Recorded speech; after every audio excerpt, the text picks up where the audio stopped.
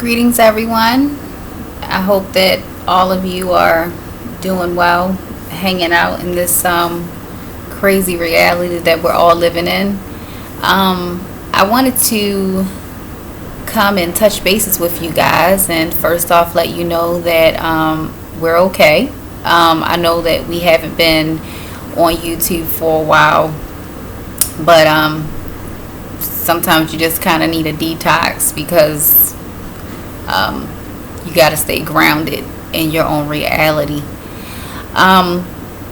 Lots of things are being circulated all over social media, all over the news, everywhere, and you've got varies of different things that they have stewing. But the most thing that everybody is pretty much just trying to figure out and want decoded and want to figure out what is the symbolism and everything is this whole thing with the Titanic submersible. And I'm going to get into that.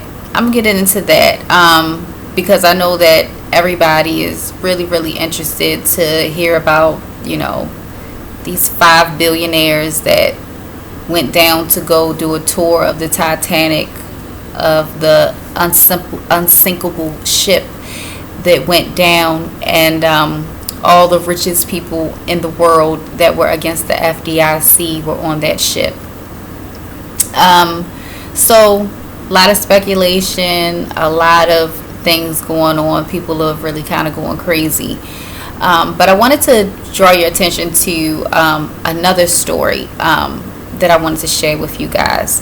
And I apologize if some of you already know about this, but by the looks of social media and mainstream media, no one seems to be talking about this. There was a fishing boat that capsized in the waters of Greece. Here we go. Here's the exact date, June 14th. So far, 78 people have died. Hundreds are still missing. When I was researching to find out exactly how many people were on this fishing boat, I believe that it's saying that the Coast Guard spokesman is telling them that it appeared to be, Greek authorities can't confirm the reports, but it's been estimated to have been 700 to 750 passengers on this fishing boat that capsized. It was a lot of refugees on this boat, a lot of Pakistanians that were on this boat, people from Italy, people from Greece, people from all over the world were on this boat. So if we could all just send out our prayers to these more than 700 passengers that sank, that would be really good for their families, because hundreds are still missing, and I think we all pretty much know what the inevitable will be. I'm gonna play a video so you guys can look, but I want you guys to really look into this sinking of this ship that happened on June 14th. Look into it, because it is such a devastating story that's going on, and nobody seems to be reporting on it. You actually have to look for it to know what's going on. I'm going to play this short little news clip for you. Terrible disaster at sea, a fishing boat sinking with hundreds on board, hundreds of migrants missing. It's believed some 700 people were on board, the boat sinking off the coast of Greece. Tonight, the images coming in of rescues, those migrants being pulled from the water, swimming with no life vest to survive. Hundreds still missing at this hour. Here's ABC's Marcus Moore. Tonight, the urgent rescue operation after the deadliest shipwreck off Greece in nearly a decade. A Navy helicopter lifting a survivor to safety. More than 100 rescued from this fishing boat that authorities say was packed with nearly 700 migrants when it overturned and sank in the deep waters of the Mediterranean about 50 miles off the coast of Pylos, Greece. Tonight, there are at least 79 dead, with hundreds more still missing. The Greek Coast Guard saying that fishing boat was first spotted midday Tuesday, but those on board refused multiple offers for help, instead continuing their journey from Libya to Italy. Officials say just after 2 o'clock in the morning, the vessel made a series of sharp turns and capsized, sinking in less than 15 minutes, passengers falling into the sea. Authorities launching a massive search, a 300-foot private yacht picking up survivors, bringing them back to the shore. Authorities say the migrants rescued were in the water without life jackets.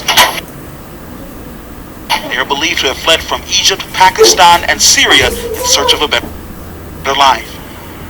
David, there's no word on what caused this boat to sink. Officials say there were no high winds at the time and that these desperate and dangerous journeys across the Mediterranean have been on the rise. David. Marcus Moore tonight. Thank you, Marcus. Hi, everyone. All right, so I just kind of wanted you guys to be aware of this taking place. And I also want you to take note that this ship with more than 700 passengers from people all over the world sank 5 days prior to the Titanic submarine that went to go tour that was holding 5 passengers. The reason for me doing this video is just to show you how the powers that be control what you sensationalize and what you get fixated on. Because I'd say a boat of more than 700 passengers compared to a boat with 5 passengers, one seems to be a little bit more noteworthy. Not to take anything or be disrespectful to anyone who was on that submarine that did not make it back, but you know, these people, these 700 people, they weren't rich. They were just trying to make a living. They were on a fishing boat. They were trying to seek refuge, where you have a submarine of 5 very, very wealthy tourists going to go see a ship wreckage from more than 100 years ago. So I just really want people to understand just how heavily we are being manipulated, and we get drawn into it so easily because they sensationalize these stories. I mean, you got the movie Titanic that turned into a love story, and they don't talk anything about what those people were against or anything in that movie. They don't talk about the fact that JP Morgan financed for that ship, the Titanic, to get built, the unsinkable ship, and he was supposed to be on that faithful voyage. But all of a sudden he got an emergency call right when they were taking deck, and he could not come. But all the most wealthiest people in the world that were against the FDIC were on that boat that sank. So they have us so seduced with these storylines, and we just want more and more and more, and the media is counting on us. They're counting on us to be salivating about it, and that's exactly why they're not reporting about this boat of more than 700 passengers that ship sank. It capsized. Like, that's unbelievable that people don't know about this. But people don't know about this. So please look into this. This is devastating. This is catastrophic. More than 700 souls have been taken away. And I want you to not ignore what happened with the Titanic submarine, because I have a video to show you about that, and just a little bit of food for thought. Okay? I'm going to play this clip for you so you can get an idea of how powerful this machine of media is. I call it media porn. All of this is porn to me. Everybody chooses the aspect or whatever they want to get off with, and they get off with it, and it's just on to the next one. And it's addictive, just like porn. So here, let me give you a little tidbit about the Titanic. Listen to this clip. I think you guys would find this quite interesting.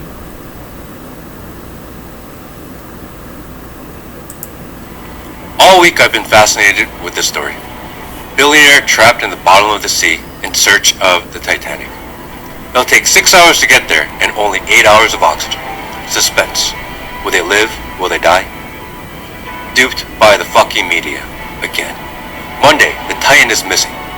Tuesday, there's a banging sound. Wednesday, they're running out of air. Thursday, oh no, we found the wreckage. But the entire time, they knew it was BS. US Navy knew the sub already blew up on Sunday. But they distracted us, again, to hide the news cycle. What happened this week? Let's do a quick recap on what you missed.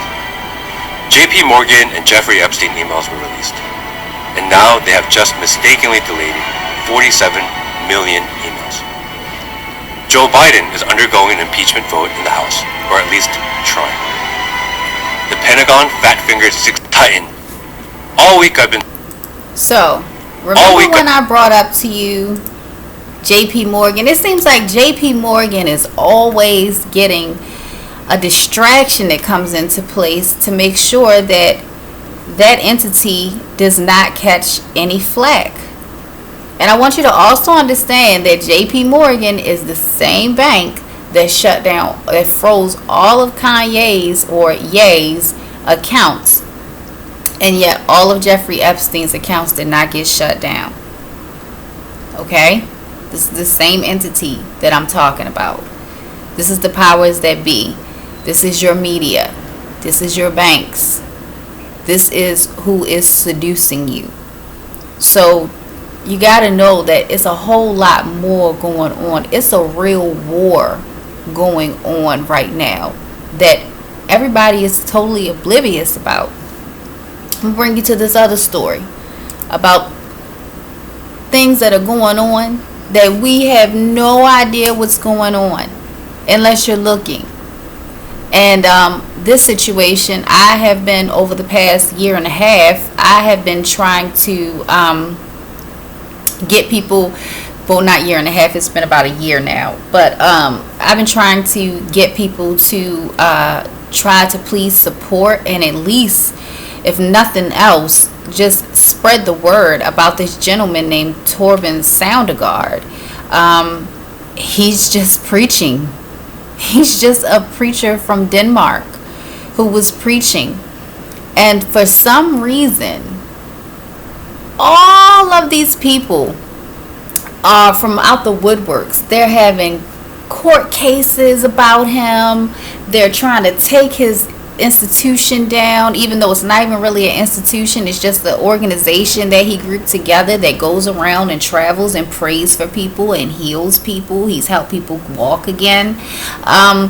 So much concerted effort has been into silencing this man, and he came to America to seek political asylum, and he did everything that he was supposed to do, all of his paperwork, everything, and they told him that he had to come to Florida for his hearing to get his clearance for his political asylum. All the while it was just a ploy to just get him behind bars. He has been in Jacksonville's correction facility for almost an entire year. Now, they don't have any charges. He doesn't have any charges held against him. They continue to make up things, but nothing's sticking. And the media is not reporting what is happening with this guy. The media is reporting about the Titanic submarine that went to go tour the Titanic crash ship. And I also want you guys to also realize that the name of the submarine for the Titanic is called Ocean Gate. I don't know if you guys remember Watergate, or Pizzagate or Russiagate. Now you've got a Ocean Gate. And all of these things were all propaganda. Not to say that there is not some truth within all of these things, but these things were all designed to distract you and to hold the media. That is what it's here to do. It is media porn. That's all they're doing. So just remember all of those gates. And let's not forget Bill Gates. Let's just remember that the English language is nothing but spells. That's why they put us in spelling class, because we are invoking spells on ourselves with this English language. And what also is taking place is you have to know that you have to look into what these words actually mean. And I know I say this pretty much on every video, and if I'm not saying, Santana's saying it. Can you dig it? We're letting you know to please look up the etymology for pharmaceutical. The etymology for pharmaceutical is drug maker, poisoner. The etymology for pharmaceutical is drug maker, poisoner. I assure you that if we all knew in life that pharmaceutical meant drug maker, poisoner, we would not have been consuming these pharmaceuticals. And who runs the media? Who finances all of the money to the media? The pharmaceutical companies. So, let me bring you back to reality, because these are the real wars that real people are fighting. I'm going to introduce you to Torben Soundegaard. This video is about 30 minutes long. I really want you guys to watch this, because it's really, really important that you guys know what's going on. And if you are in Jacksonville, Florida, see what you can do. Reach out to the Last Reformation group. They're looking for help, and it's not just about money. It's about spreading the word and letting people know what is going on with this man. Please listen.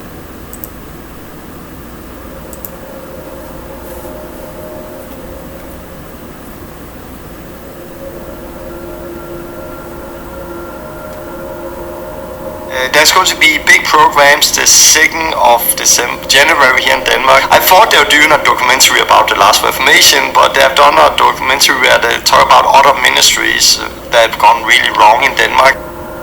We will go to America, and we will be there more. We'll actually be 5 months in America next year, all in all. I really enjoyed your last video. I'm happy to hear you're going to the United States. There, I will be able to really take care of you and your ugly cult. You destroyed Alice's life. You were a sick person, and I warned you, I will take care of your cult. As long as Alice won't be able to get back to her therapy and live a normal life, I will be on your back. Previously on our series, we have revealed compelling evidence that the TV program God's Best Children was not an honest portrayal of Torben and his ministry. It was rather a calculated attempt to discredit him. The goal is to bring Torben and his ministry down. They tried to get what they wanted through politics by proposing new laws that were tailor-made to target Torben. Many of you have probably followed the documentary God's Best Children and seen how a preacher commits demonic exorcisms in front of shaking and crying children. We agree with children's condition that this kind of behavior can be described as psychological abuse. They also twisted the truth by misusing existing laws. We've asked a number of health commissioners to watch TV2's hidden recording of Torben Sondergaard. It's simply quackery. It is deeply, deeply worrying. Another tactic used was linking Torben with convicted criminals, which caused public outrage against him across the country. This man is downright dangerous, and what he practices should be illegal. In an attempt to discredit him further, they offered him a large sum of money, hoping to trap him financially. Torben Sondergaard, a pastor from Denmark, is being detained in Florida without any formal charges. With this video series, we want to make you aware of his case, and we will show you evidence that there is a fight going on, a fight over the gospel of Jesus Christ.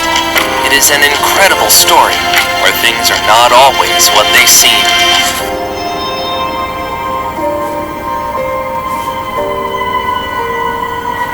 In this episode, we will show you that Torben is actually being persecuted for his faith in Jesus Christ. To be persecuted means to harass or punish in a manner designed to injure, grieve, or afflict. Jesus said, "A servant is not greater than his master. If they persecuted me, they will also persecute you." Paul is saying in one of his letters, "Everyone who wants to live a godly life in Christ Jesus will be persecuted." Should we be surprised when this happens? Peter answers, "Do not be surprised at the fiery trial when it comes upon you to test you, as though something strange were happening to you."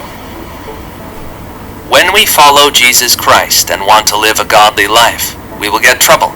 It's a promise. But the things that are happening to Torben, is that actually Christian persecution? Or is it merely that he made mistakes and he has to face the consequences? To answer these questions, let's first look at how Jesus was persecuted.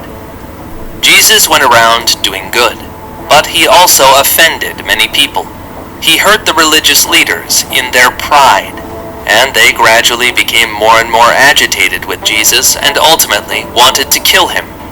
Jesus had many followers, but he had an inner circle of 12 people. However, one of these 12 turned against him. The reasons for this could have been greed, disappointment, jealousy, or even pride. As it's written, Satan entered into him, and he became an instrument of the enemy to destroy Jesus. After Judas handed Jesus over to the religious leaders, these leaders took him to the authorities. By applying pressure, the religious leaders convinced the authorities to make an unjust decision. To maintain peace, they decided to execute Jesus. But it's important to see that it's Satan who is working out his plans. The battle is not against the government or against these religious leaders. The battle is spiritual.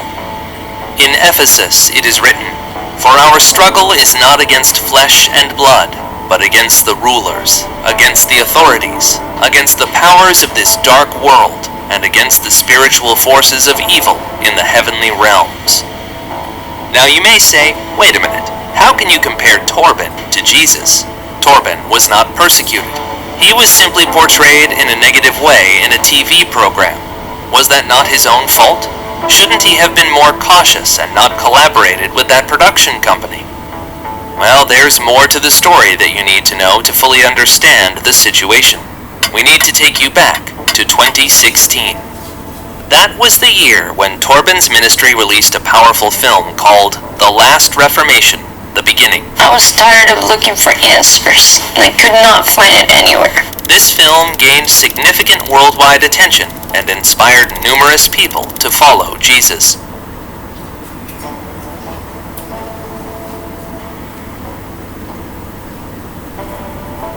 However, it was also the year when a fierce battle began. The forces of darkness began to fight back. So how did this battle unfold? We need to introduce you to two individuals who have been relentlessly attacking Torben since 2016, and their campaign continues to this day. They've been operating anonymously all these years. They discredited Torben and his ministry while remaining hidden from public view. But their false narrative has been spread everywhere through the mouths of other people. The first of these individuals is a citizen of Denmark and a former friend of Torben, who had an important position in his ministry. We won't use his real name here because we're not out for revenge or to damage anyone's reputation. Let's call him Thomas. I came to Denmark in 2015 together with my family. We lived there for over a year. he worked with Torben at that time in his organization, and we also met this man. He was a very good listener, and he was someone who pulled a lot of information from people, very charismatic, but someone who just managed to come alongside just about anybody and get them talking, and seemed to be somebody that was really nice, seemed very interested in people, and my first instinct was to really like him, and I felt sorry for him when he told me some of the stories of his life, and we became friends, I guess. I met him and I connected very good with him. I actually became good friends with him. I remember getting really close to him. I like to work with this man. We had good times together. I have good memories of him. In the beginning, he was actually a really nice person. In that way, he was really involved by helping a lot, where he helped Torben, he helped other people, including helping me. He's a very intelligent person, and someone that, if he's working for somebody, would be an amazing ally. Really very clever and one step ahead of everybody. And if he wants to achieve something and get something done, he would. He was a very likable person. He was funny, he was very intelligent, he had multiple talents, he was good in basically everything you ask him to do, he would do it. Extremely intelligent, and shrewd, very shrewd, very intelligent. I believe that when he came at first, he was very sincere. He was very sincere with everything. He loved what was going on at TLR. He loved the way God was moving. I believe God was touching him as well, and you could see that he was changing.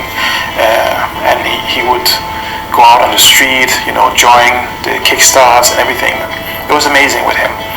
But however, after I think around a year, things started to change with him. But there was another side of him, or another character of him, which I did not see in the beginning, but I saw later on, that he was also very manipulative person. And because that he was very manipulative, where he was actually really good at manipulate people and manipulate situation, and for that reason he really gained a very quickly high position at that place, at the Jesus Hotel, where he almost somehow, you can say, he became like the right hand of Torben at that time. Torben, really liked him and trusted him, so he gave him positions and access to basically everything at TLR. And some of those people he was not happy about, he often went to Torben behind their back, and where he somehow started to gossip, and he tried to manipulate about them to Torben, that they have a problem, or they need to be sent home, and all this kind of stuff. And because of this, he often succeed that some of those co-workers were being sent home because of him. I would say it's not normal behaviour to manipulate so many layers deep, and it does make that person very powerful in what he's able to achieve if he wants to tear somebody down. And I did witness some people being torn down, but it's very hard when you're in it sometimes to see it.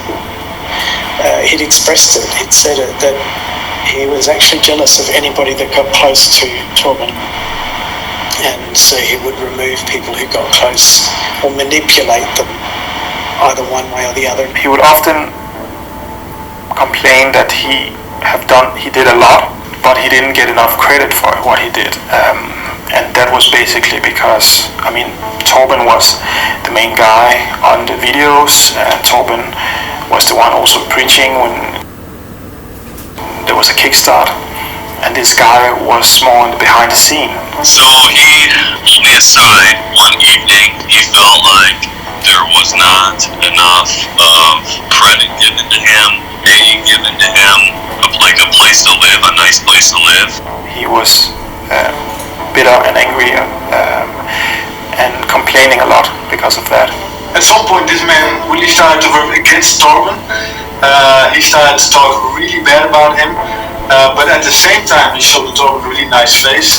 So Torben had no idea. He thought this was my best friend, someone who's helping me a lot. But to other people, he would say things like, Torben hurt me a lot. And he started to trying to convince other people how bad Torben actually is. And he would actually manipulate the situation in such a way that Torben was at one point removed from his own organization. It was almost like he wanted me to hate Torben as well. It was almost like he wanted me to turn my back on Torben as well and join his side. And I found out later on that he would do the same to other people, that he would also talk to them bad about Torben. And then as soon as Torben would come in or enter into the room, he changed and he was suddenly, very sweet. So at some point, Torben found out that this man was actually causing a lot of his problems, and he decided to remove him from the organization. I got a call from a friend. He said, hey, if Torben is going to fire this man, please make sure to change all your passwords because he will take revenge. And I was like, nah, I couldn't believe it because I was like, it will not be this bad. I thought I knew this man quite a bit, but he said, no, it's really bad with this man. You have to do this. So I was, okay, if you say so, and actually I didn't believe it, but I changed a lot of passwords, but I didn't take it so seriously. A few months later, I found out that I actually forgot to change some passwords and some really important ones. So someone logged into our systems and basically deleted everything they could find to destroy or to delete. So that day we lost all our websites, we lost a lot of domain names in different accounts. And it was a big disaster. I think there was more than a year of work completely destroyed. And for me personally, it was like, how can someone be so evil? Because I spent so much time myself already in all these things, and just deleting everything and destroying everything, including the backups, because the backups were also included in the system. Of course, I cannot prove that it was this man, but I know one thing, that I was warned beforehand to change all the passwords because he would take revenge. And then later this happens. It's a funny thing that sometimes our strengths can become our weaknesses spiritually. You know, the thing that we have a really strong calling can also be, if it's turned inward rather than toward God, if it's turned inward, it can become something very destructive because we've got a lot of perhaps skill or talent that's been given in those areas. So I see that with this gentleman. It's a very sad thing because here's somebody who wanted desperately to amount to something big in the kingdom, and instead of that has found himself involved in something really bitter and quite twisted, and that's sad. That's a terrible thing, and I think that's also why God allows things to happen as long as he does, because he loves us. He loves us dearly. He loves our enemies as much as he loves us. I still care a lot for this guy. I pray for him and I hope that he will turn to God. So that's my hope.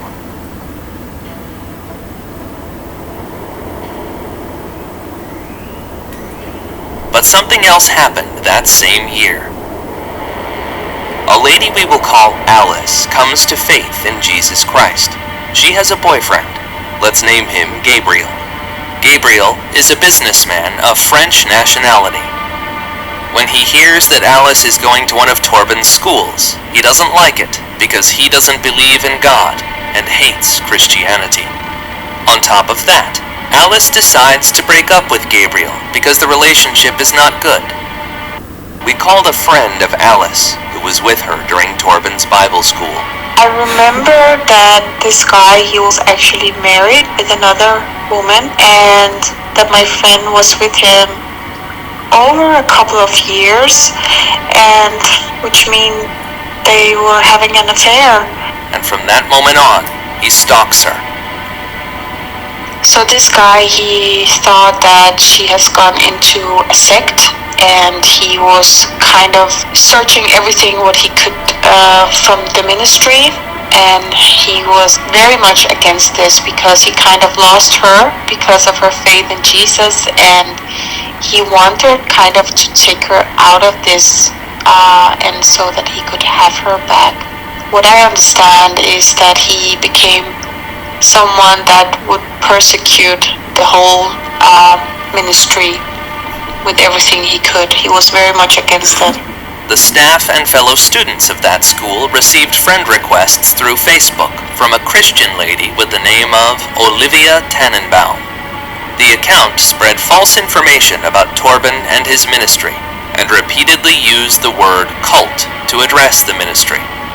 But no one seemed to know her. Alice realizes that this Olivia Tannenbaum is actually her ex-boyfriend Gabriel. It is Gabriel who is spreading this misinformation. Yeah, I remember some of the profiles that all of a sudden was friend with everyone that we knew. The things that were shared on the profile, it was very much against Torben. So much hate, so much bashing. We asked Alice if she wanted to cooperate with this episode, but she declined because she is afraid of what this man would do to her. It has now been 7 years since she ended the relationship, and this man is still stalking her. She describes this man as rich, influential, and even with contacts in the US government. He also threatened her to not go public with her story, and not to mention his name. He is the one who wrote the email we quoted at the beginning of this episode. I'm happy to hear you are going to the US. There, I will be able to really take care of you and your ugly cult.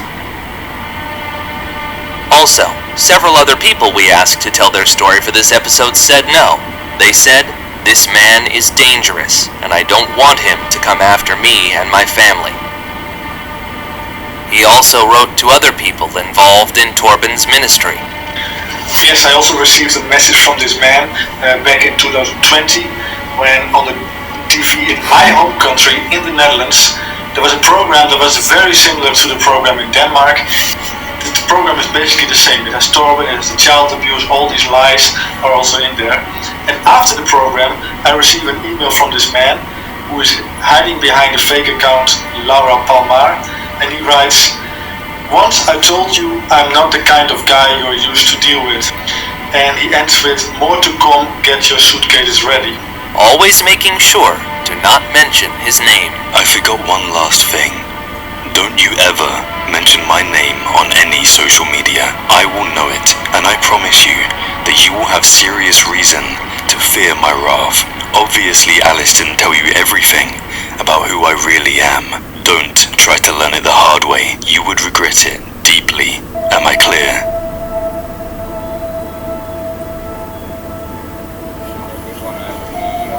Somewhere in 2016, Gabriel and Thomas found each other and joined forces. Several other fake social media accounts appeared. Their sole purpose was to spread defamatory information about Torben and his ministry. They created a narrative where Torben's ministry was a cult, and Torben was the dangerous cult leader. Besides the fake profiles, anonymous reports were sent to various government organizations in Denmark. The fire department got an anonymous call that there was a fire hazard. They checked, and everything was fine. The food control came. They got a report that the kitchen at the Bible school facility was dirty, and there were rats. They checked, and everything was fine. The Workers' Association got a report that there were people working at the ministry that were not authorized to work. They checked, and everything was okay. The tax agency was told that the ministry was evading taxes, and they requested the books for the last 2 years. Everything turned out fine. A Wikipedia page was also created with defamatory information about Torben. Wikipedia moderators decided that the page needed to be removed. When Torben was doing a kickstart in France, the police showed up. They had received reports that Torben's ministry was a dangerous cult and were investigating the matter. People got baptized, set free, received the Holy Spirit, so beautiful. And in the middle of the most beautiful thing, the police come. 3 policemen is standing outside and want to close us down. And they say something with the building and the man who owns the building, but we know it's just an attack. And what to do now? We have no idea. 800 people We have no idea. After we showed them all the paperwork and they saw all the people, they never came again, and we were able to move on with the Kickstart with no problems. It didn't stop there, because as soon as we went to the airport to fly back to Denmark, the police came to check all our bags suddenly again, and they took us all into a special room. It was very strange, and they went through all our bags, all our stuff, and just opened and took stuff out. And we just had no idea of what was going on. And then apparently they told us that they got a report for someone that we had a lot of money, a lot of cash in our bags. And it was just strange, very, very strange. And of course we didn't have anything, so they didn't found it, and then in the end they let us go. But it was just, we started to become very curious about who this person was, because it was like it kept coming again and again and again, that someone would call in to the police and ask them to check us and to go through us because we were dangerous. And yeah, but anyway, I mean, Torben never really wasted too much time on it. He was just so focused on the gospel, so he moved on. Month of April, I actually did a kickstart in Switzerland in a city called Lausanne. During that time, for what I remember, I was excited and we were preparing to start with the kickstart. One of my friends, she actually came to me and she actually told me in a surprising way that there are police who are outside of the building. They had a document, and someone had made a big complaint about Torben Sondergaard, about the last Reformation, that we're a sect, something to do with autistic and hypnosis, a whole lot of things. And we are dangerous. Yeah, it was from some place near Geneva. We don't know, was not signed. Over the years, these people have continued their mission, and through their fake accounts, they have been clear about their goals. We will continue until Torben and his ministry are completely destroyed. Hey Torby boy, I have to say, I am really enjoying watching you slowly going down. Soon, there will be nothing left of your freaking cult. Maybe you should have listened to me when I asked you for help for Alice, you arrogant moron. When Torben was approached by a production company in 2017, he had no idea that Gabriel and Thomas were involved. Towards the end of filming, Torben realized that he had been betrayed and that the film crew was in contact with his persecutors. When he found out, he called the producer.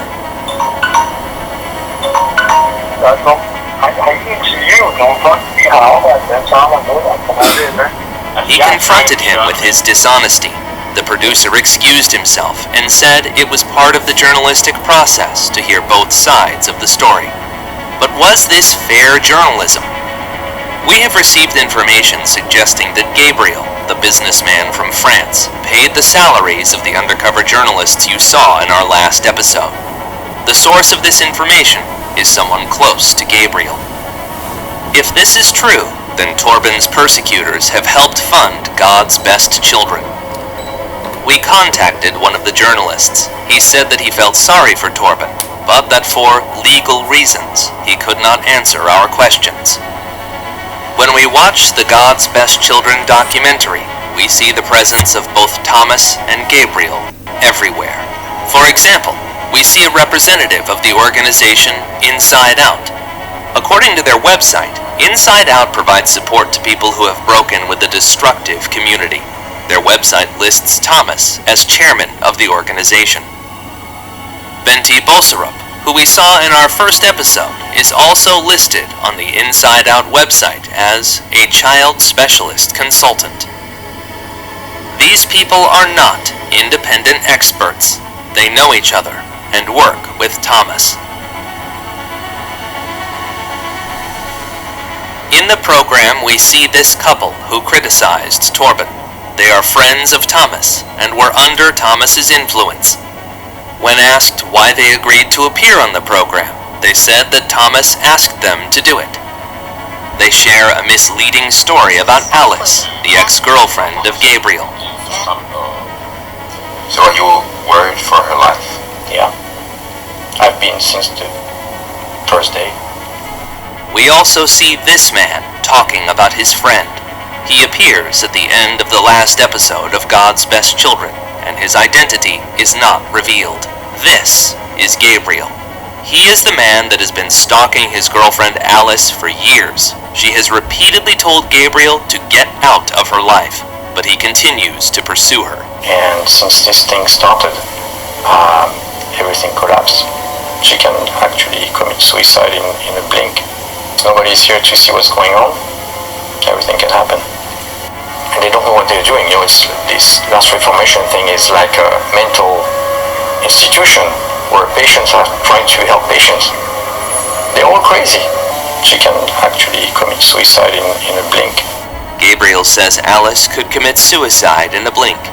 But here we are today, 4 years later, and Alice is fine. She is not part of Torben's ministry, and never has been. She just followed one of Torben's Bible schools and is now part of a church in her home country. He was doing all kind of things to have contact with her, even though she blocked immediately every possible door. He kept finding another door to just try to have contact with her. He were also sending her flowers. He tried to have contact with other students at the PTS school, as well as create multiple Facebook profiles. Typical, it was female pictures and names he was using. She was really done with this guy. She didn't want to have anything to do with him. She didn't even consider to go back to him, and she just wanted him to leave her alone. She decided to follow Jesus with everything she had.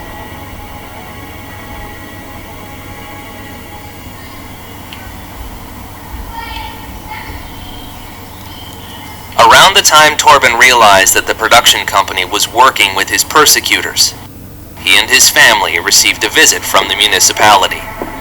They had received a report that children were being abused in their home. At the same time, a YouTube channel linked to Gabriel uploaded this video making the same claim of child abuse. It was a very threatening situation, because in Denmark and other European countries, the child protection authorities have a lot of power. Sadly, there are several examples of authorities making bad decisions and removing children from their parents based on false information. This was a very intimidating situation for Torben and Lena, because these authorities have the power to remove children if they suspect any wrongdoing in the family.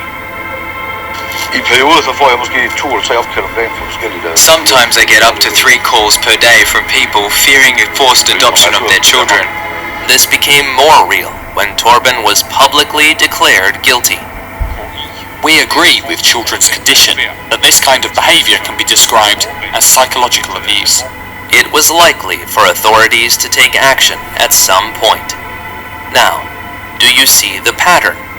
These individuals pushed the government, but also the media, into unjust actions. Later, we will see the same thing happening in the USA. After the programs aired on Danish TV, Torben and his family fled to the United States. Seeing the ongoing discussion in the media and government, they concluded, these people that are persecuting us, they are not going to stop. The people of Denmark buy into their lies, and this will continue until I'm in jail. Torben was advised to apply for asylum. He did not know that his persecutors had already contacted Homeland Security. A memo we received states, on March 27, 2019, the ICE Homeland Security Investigations Fort Myers office received information that Søndergaard was defrauding the sick and elderly and abusing children. But why did Torben end up in prison in the United States? And how were Thomas and Gabriel involved in this? That we will share in our next episode. Okay, so I know that was a little lengthy, and I apologize. I am so sorry for inundating you with this, but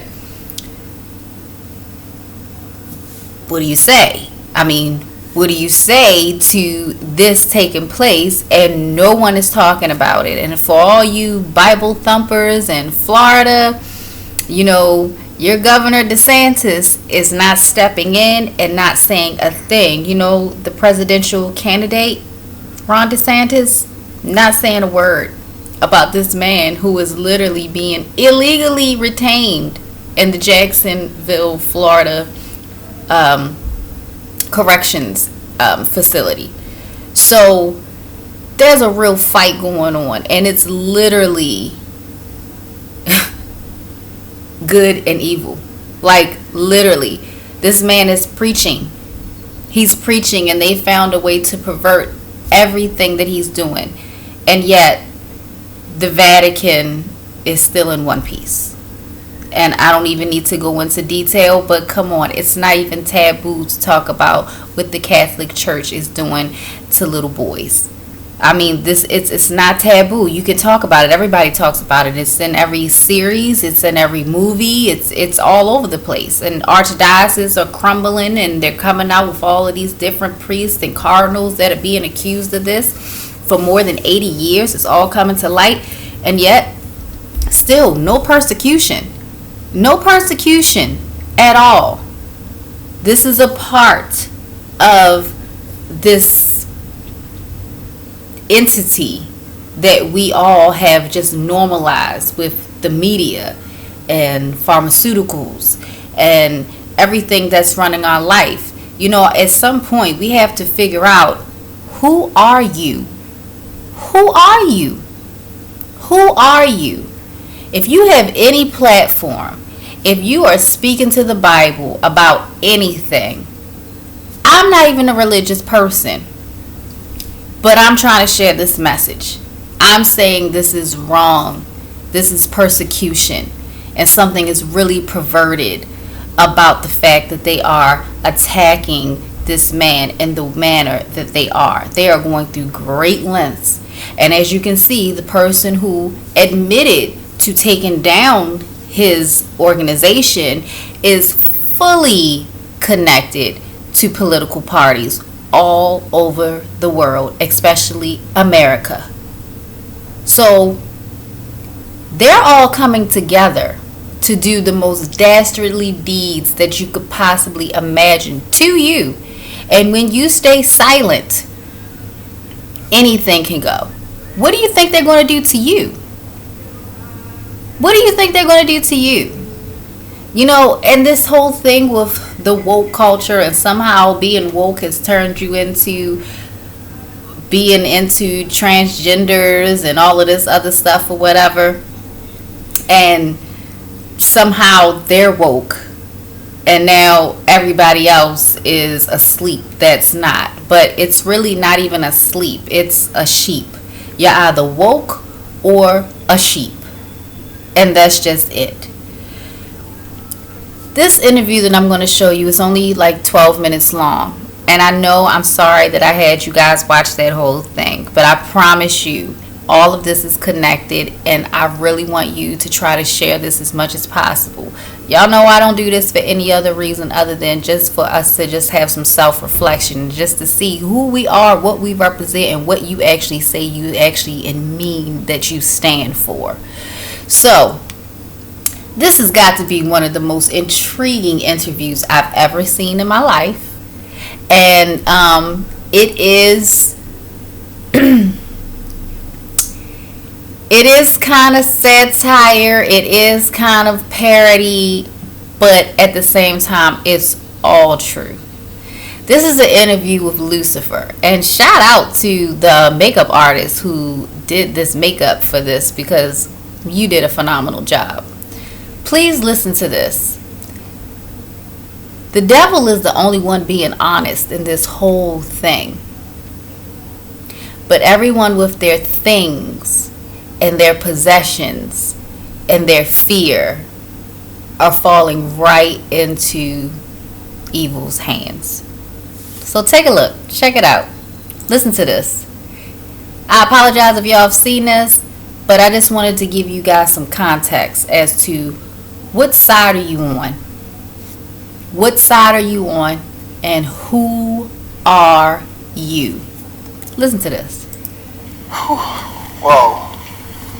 Lucifer in the flesh. Do you know how many journalists would kill? Wait, you probably do. First, I want to say thank you to agreeing to this interview, because I know you are a very, very busy person. Yes. I usually like to fly under the radar. But I figured, since I'm already on the campaign trail, why not? Okay. First, let's talk about your reign. Now, you've had a fairly long one. What would you attribute to your success and popularity? Oh, that's easy. Every generation is the same. I appeal to their lust and ego. I offer all the sex, wealth, and fame a person could want. Do as thou wilt has been my campaign slogan from the start. And my campaign platform hasn't changed either. I run on the same 3 issues every generation. Lust of the flesh, lust of the eyes, and pride of life. Okay. When you say lust of the flesh, what exactly do you mean? Come on now. What do I mean? Isn't it obvious? I just use humans' own innate physical desires against them. And since sexual desire seems to be the most powerful, I usually run with that.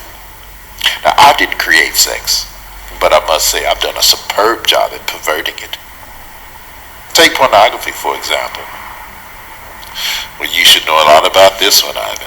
Weren't you addicted to porn? This interview is about you, not about me. Can we get back on subject? Wasn't I just talking about porn? Now, where was I? Oh, yeah. What I do is gradually get someone addicted to porn. And once lust has had its full work and he and she can no longer restrain themselves, they usually look to act out their fantasies on someone. And sometimes that someone is a child. Now, if my plan plays out perfectly, that abused child will eventually turn to a life of promiscuity and perversion themselves, allowing me to continue my vicious cycle. And here's the kicker. Many of those abused girls end up right in the porn industry. Now, how's that for irony? The second thing you had mentioned, I believe, you said lust of the flesh, lust of the eyes. Can you elaborate? Humans are Sorry. You know I got this Mexican Wi-Fi, y'all. never satisfied. You always crave more. Bigger house, bigger car, more money, more power. The list goes on and on. I just take their natural ambitious desire, pervert it, and use it against them for their own destruction. My plan is to allow them to never be content. As long as I can keep them craving what others have, I can depend on them to argue, fight, even kill to get it. Humans are so easily tricked into jealousy. And you know what they say. Jealousy is as cruel as the grave. Yes, I have heard that before. The last thing you had mentioned was, I believe, pride of life. Now, how does this fit into your campaign platform? Humans are always on a quest for knowledge. I trick the first humans to seek carnal knowledge over godly wisdom, and it's worked like a charm every generation since. With more knowledge comes more pride, and you know pride is my specialty. And since humans don't like to keep God in their wisdom, I'm able to seduce them with all types of things to help puff up their ego. Lately, fame has been my biggest seller. Who doesn't like attention and feeling more important than the next person? Once I make them famous, I can really use them to promote my agenda. With their help, I've convinced half of the world to not only accept sin, but to celebrate it. Do you know what has been my most enjoyable pride campaign to date? No, what? Well, my gay pride campaign, of course. Not only do I get the chance to promote your own self-destruction, I get to use God's logo, the rainbow, to do it. Love is love, right? My plan not only... Sorry. I'm so sorry. But not only prevents you worthless humans from reproducing, it distorts the gender roles and allows me to bring all types of chaos and confusion upon your pathetic societies. It's been so successful, I've got men convinced yes, there are women. And women convince their men. And some convince there are no gender at all. And I've got 2 more Pride Initiative campaigns I'd like to introduce in the near future. Really? I'm guessing you probably want me to ask you what they are, right? Well, first is abortion pride. Now, I think we can pull this off. Society is definitely ready for it. I've enlisted to help a Planned Parenthood to work with marketing and promotions. And all we'll have to do is silence the so-called abolitionists and pro-lifers, because the rest of the church doesn't seem to care. And second is pedophilia pride. Now, society might not be ready for this one just yet, so we'll hold off. I need to desensitize them a little more before we introduce it. Okay. Let's change gears for a minute and talk about policy. Some may consider your policies destructive, dangerous even. What would be your response to that? What would you say to your detractors? All of my policies are aimed to do one of 3 things: either steal, kill, or destroy. And if it's not doing one or all 3 of those things, then it's not my agenda, and I'm not promoting it. Okay. I'm happy you said that. It seems as if you promote your agenda differently to different ethnicities. If so, why? Of course, I'd be a fool not to. Take black people, for instance. As a people, they're super spiritual, so I can't really convince them that there is no God. What I have been able to do as of late is convince them that he's not the God of the Bible. Now, I've been real successful at promoting black consciousness and Islam in their communities. I'm so happy you mentioned black people. It seems as if we've been at the very top of your agenda for quite some time. Why is that? A few reasons. Black people help me reach the masses. Now, as you know, I was over music in heaven. My beats were so dope, I got over 1/3 of the angels to follow me. And once I got here to the earth, I needed artists and entertainers to help me promote my message here. Who better than black people? Black people possess all the natural rhythm and music ability that I need. And it's easy for me to influence them with money, since so many of them grew up without it. Another reason I target black people is because they're strong mentally and physically. If black men were to ever find their identity in Christ, I'd be in trouble. So I try my best to destroy the black family structure and keep black men away from his family and the church. Drugs and incarceration are a couple of my more popular means. Without the head of the household present, I can become the head and influence the children without too much resistance. So you mean to tell me that your policies are intentionally racist against black people? And just pause for a second, and if you look at any possession movies, anything, Exorcist, I just watched another one, the show Evil. It's a series. You guys should really watch that. It's called Evil. Paranormal Experience. Like, if you think of any possession movie that you could possibly think of, the father is always away. Just to let you know, just to like streamline that statement that he just made. Racist? This has got to be the best law I've ever come up with. I can't believe that humans still believe they're different races. But to answer your question, yes. It has always been my policy to target and isolate a group of people. And out of all my strategies, this skin color thing has worked the best. I definitely want to keep white people and black people separated. As long as I can keep black people bitter and white people offended, I'm good. Hopefully black people will never forgive. That way I can continue to use them.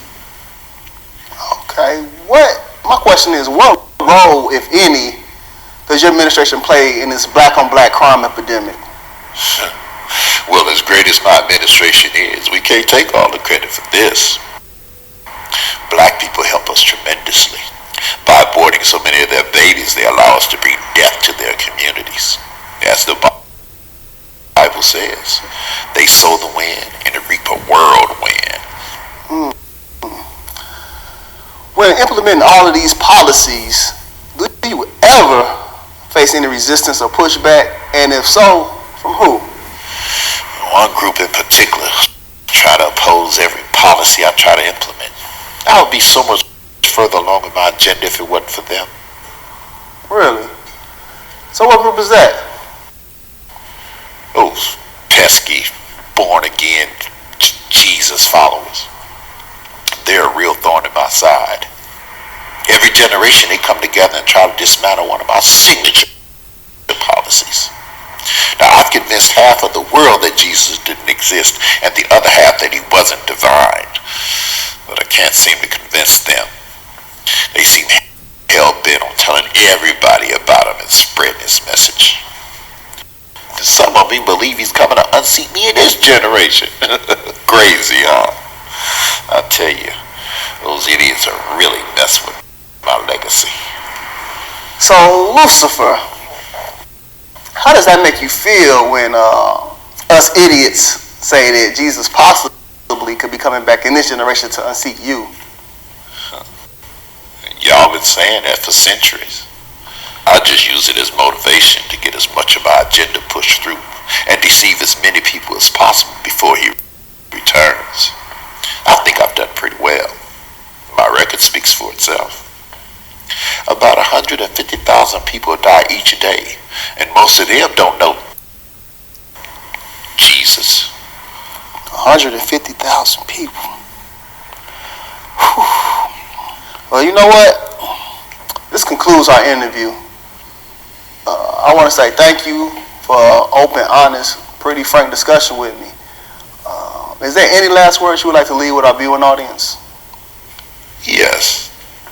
I'd like to take this moment and give a special thank you to two groups of people.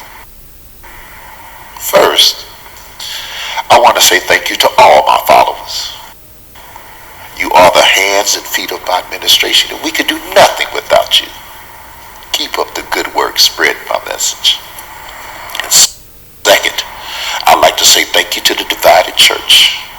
I love the way you argue and use your passions to fight amongst each other. Keep up the good work. There's really no rush to tell people about Jesus. You all have plenty of time. Alright, so you guys have got to see that, first of all, this was one of the most compelling interviews I've seen probably ever. Like I said, the devil is the only one telling the truth. And for all of you who are so committed to your things and your life and all of these things and won't speak up, you're serving the devil. Subconsciously or consciously, you are. You're literally going along with his agenda. Your job is to turn your lampshade on and wake up everybody else. And I'm not talking about no woke bullshit, because that's ridiculous. I'm talking about what's really taking place. The fact that 700 passengers were on a ship that sank 5 days prior to the submarine carrying 5 passengers who went to go visit the Titanic ship. And no one's asking any questions about the 700 migrants and refugees. But they're only asking about the 5 billionaires on the Titanic submarine that sank. And understand that once this thing does not need you anymore, it will chew you up and spit you out. They don't need you anymore. I don't know. This is something that I just recently found out. But I think that it would behoove you to know that Madonna was just found unresponsive in her home in New York. Well, I don't know if it was her home, but she was in New York. And she was found unresponsive. And all of this stuff is happening today. Like literally, I just found out about this while I was showing you guys that link. But understand that Madonna was one of the celebrities that was in that system who was saying that people are afraid to speak out about their thoughts about vaccines and everything back in 2021. She was saying everyone is afraid of cancel culture. Everyone is afraid of someone not liking them anymore. And they will give up everything. They will give up the truth. They will give up public health. They will give up everything to not lose their money and public opinion. And look at the public opinion that you want. It's from liars. It's from liars. So I'm not going to go too deep into vaccines and vaccine safety on here, because I want you guys to be able to share this video and just to show the things that are really going on, the real war that's taking place, and the part that you're taking part in this whole thing. And I want you to ask yourself, when you finish watching this video, I hope that you can come up with an answer when you ask yourself, who are you? Who do you work for? Share this video. Share the story about Torben Soundergaard. Share the story about the 700 refugees whose ship sank 5 days prior to the Titanic submarine. Share this. Know when you're being used. Media is porn. Can you dig it?